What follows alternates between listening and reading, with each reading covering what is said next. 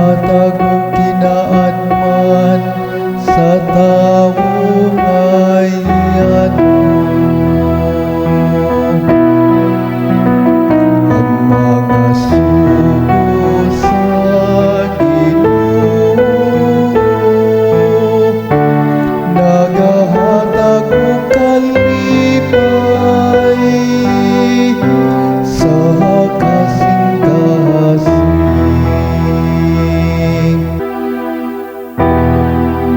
Ang mga sugo sa Ginoo matarong nagalipay sa kasing-kasing. Ang mga sugo sa Ginoo matinaw nagahatag og kahayag sa mata. Ang mga sugo sa Ginoo nagahatag og kalipay sa kasing-kasing.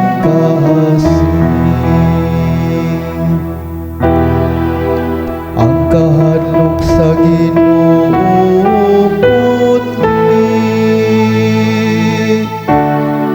nagalungtad sa kahangturan. Ang mga gibutan sa Ginoo matuod silang tanan matarong.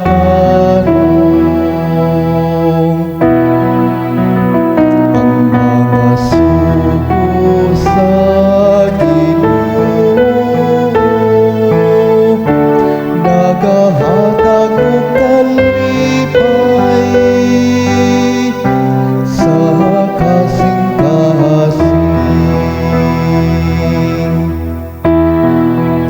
Labaw sila kabililhon kaysa bulawan,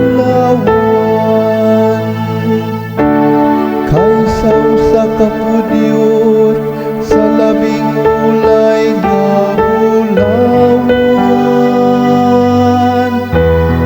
Mas matamis usab kaysa